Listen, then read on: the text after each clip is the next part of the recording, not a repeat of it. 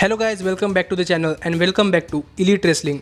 तो गाइज आज इस वीडियो के अंदर हम उस चीज के बारे में बात करने वाले हैं जिसके बारे में हम काफी दिनों से बात नहीं कर रहे, और वो है AEW के अपडेट्स। क्योंकि आज इस वीडियो के अंदर हम AEW के ऐसे अपडेट्स के बारे में बात करने वाले हैं जो कि मुझे लगता है कि आपको ऑल इन पे पर व्यू से पहले जरा भी मिस नहीं करने चाहिए, क्योंकि हम जानने वाले हैं कि क्या ऑल इन पे पर व्यू का मेन इवेंट खतरे में है और मैं स्टिंग को लेकर कौन सी इंटरेस्टिंग अपडेट सुनने को मिल रही है। इसके साथ ही और भी कई सारे अपडेट्स। तो ये सब बातें जानने के लिए ये वीडियो एकदम आखिर तक जरूर देखना, और ऐसे ही AEW से रिलेटेड हर एक न्यूज, रूमर और अपडेट और AEW के हर एक शो का रिव्यू पाने के लिए हमारे चैनल को सब्सक्राइब करना मत भूलना। पर अब ज्यादा देर न लगाते हुए चलिए वीडियो शुरू करते हैं। और काफी दिनों बाद सबसे पहले बात करते हैं AEW के डायनामाइट शो की व्यूवरशिप की, और जानते हैं कि हाल फिलहाल में जो डायनामाइट शो की व्यूवरशिप आई है वो कितनी है। क्योंकि गाइस अगर आपने हमारे चैनल पर डायनामाइट शो का रिव्यू वीडियो देखा है तो आपको पता होगा कि डायनामाइट शो AEW के ऑल इन पे पर व्यू के पहले का आखिरी शो था। और गाइस इसीलिए मेरी शो से काफी ज्यादा एक्सपेक्टेशन थी और मुझे लग रहा था कि शो की व्यूवरशिप करीब 800 या फिर 900 के आसपास जा सकती है। पर अनफॉर्चुनेटली डायनामाइट शो की व्यूवरशिप 698 के आई है, जो देखा जाए तो 700,000 से सिर्फ 2000 ही कम है। लेकिन जहां तक बात है 18 to 49 एज डेमोग्राफिक की, तो 18 to 49 एज डेमोग्राफिक में भी डायनामाइट शो की व्यूवरशिप 0.24 आई है, जो देखा जाए तो गोहम एडिशन शो के मुताबिक AEW की डायनामाइट शो की व्यूवरशिप काफी कम है।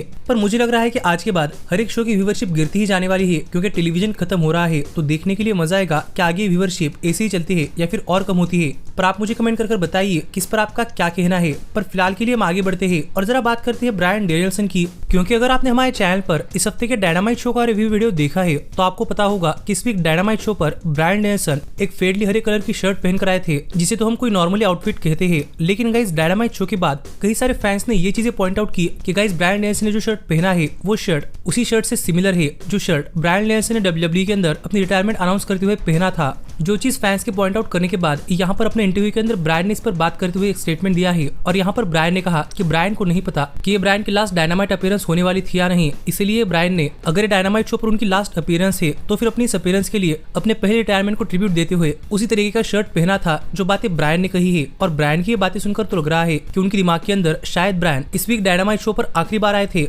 और इसीलिए ब्रायन ने अपने रिटायरमेंट से इंस्पायर्ड शर्ट पहनी थी। जिस पर आपका क्या कहना है आप मुझे कमेंट कर बताइए। लेकिन मुझे लगता है कि ब्रायन हमें आगे भी डायनामाइट शो पर देखने को मिलने वाले हैं, तो ब्रायन को ये चीज करने की जरूरत नहीं थी। लेकिन फिलहाल के लिए हम आगे बढ़ते हैं और जरा बात करते हैं हमारे अगले अपडेट की। और इसी वीक AEW का ऑल इन पे पर व्यू तो होने वाला है, तो जरा बात कर लेते हैं ऑल इन पे पर व्यू के अटेंडेंस की। क्योंकि हमने लास्ट ईयर तो देखा था कि लास्ट ईयर ऑल इन पे पर व्यू ने लगभग 80,000 से ज्यादा फैंस अटैक किए थे और 80,000 से ज्यादा लोगों ने ऑल इन पे पर व्यू स्टेडियम के अंदर जाकर देखा था। पर कहना पड़ेगा कि इस साल AEW के ऑल इन पे पर व्यू की अटेंडेंस काफी गिर गई है, क्योंकि इस साल AEW ने सिर्फ 50,000 से ज्यादा टिकट सोल्ड आउट की है। जो देखा जाए तो गाइस 30,000 फैंस का ड्रॉप है, और मुझे लगता है कि ये काफी बड़ा ड्रॉप है। पर देखा जाए तो हमें इससे पहले भी कई सारी रेसलिंग कंपनियों के साथ जब उन्होंने ओवरसीज में फर्स्ट शो किया था और उसके बाद जो सेकंड शो किया था तो उनमें काफी बड़ा ड्रॉप देखने को मिला था। इसीलिए मुझे लगता है कि ये ड्रॉप एक जस्टिफाइड ड्रॉप है। लेकिन देखना पड़ेगा कि आगे चलते हुए ऑल इन पे पर व्यू की अटेंडेंस किस तरीके से मेंटेन रहती है। पर 50,000 फैंस भी ऑल इन शो अटेंड करने वाले हैं, तो देखने के लिए मजा आएगा कि इस पे पर व्यू के अंदर क्या होता है।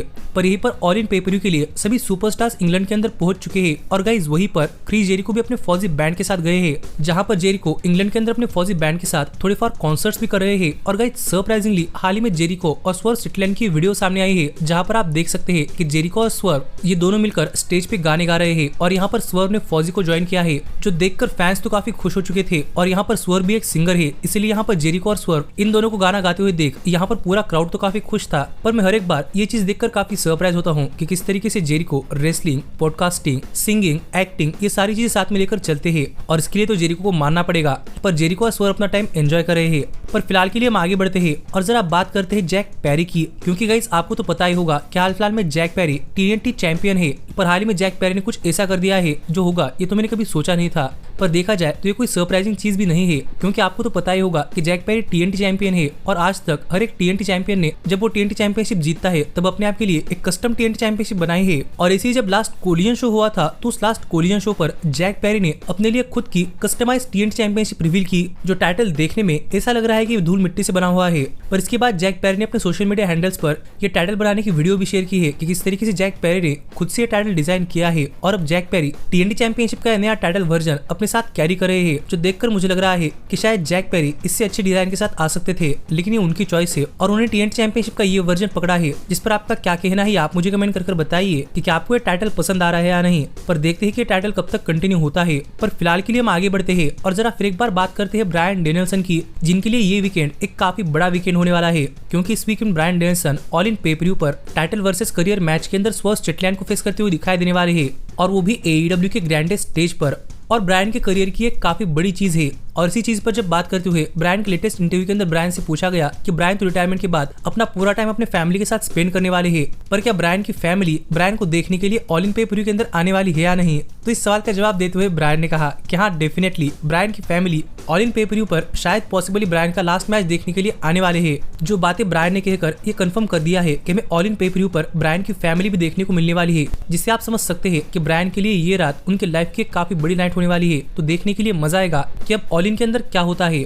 पर फिलहाल के लिए हम आगे बढ़ते हैं और जरा बात करते हैं स्टिंग की, क्योंकि गाइज आपको तो पता ही होगा कि स्टिंग AEW कंपनी के ऐसे पहले लेजेंड है जो कि कंपनी से रिटायर हुए हैं और जिन्होंने AEW के अंदर काफी शानदार रन दिया है।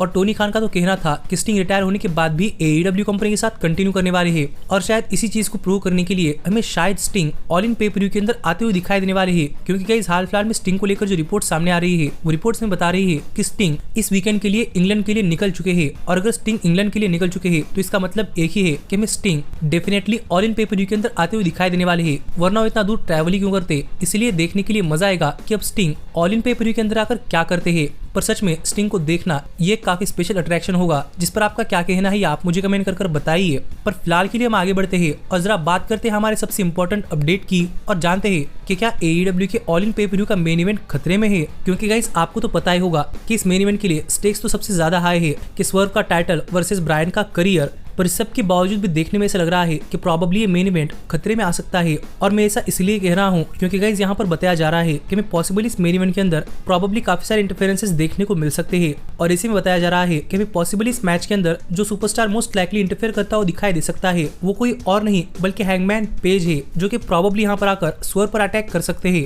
क्योंकि आपको तो पता ही होगा कि इससे पहले हैंगमैन और स्वर्व इनके बीच में काफी बड़ी राइवलरी रही है, और आज तक हैंगमैन स्वर्व को डिस्ट्रॉय करने के लिए उनके पीछे आ रहे हैं। इसीलिए यहाँ पर इस चीज के काफी ज्यादा चांसेस है कि मैं हैंगमैन पेज इस मैच के अंदर आकर स्वर्व पर अटैक करते हुए दिखाई दे, और क्या पता इससे स्वर्व ये मैच हार जाए और ब्रायन टाइटल जीत जाए, जो कि हाल फिलहाल में सिर्फ प्रेडिक्शंस चल रही है। और पॉसिबली इसी तरीके से बताया जा रहा है कि मैं प्रॉब्ली ऑल इन पे-per-view का मेन इवेंट खतरे में आता हुआ दिखाई दे सकता है। जिस पर आपका क्या कहना है आप मुझे कमेंट कर बताइए कि क्या आपको लगता है कि हैंगमैन पेज को इस मैच के अंदर इंटरफेयर करना चाहिए, या फिर ये मैच एक फेयर एंड स्क्वेयर मैच होना चाहिए। पर ऐसे ही AEW से रिलेटेड हर एक न्यूज, रूमर और अपडेट और AEW के हर एक शो का रिव्यू पाने के लिए हमारे चैनल को सब्सक्राइब करना मत भूलना। लेकिन अब मैं मिलता हूँ आपसे अगली वीडियो के अंदर, पर तब तक stay healthy, stay happy and keep watching elite wrestling. Hey, did you like that video? Click the screen for more. And where do you think you're going? Check out our official merchandise page and to support the entire cast. And thanks so much for being the elite. The elite, the elite. What, Nick, you're not going to sing it all with me this time?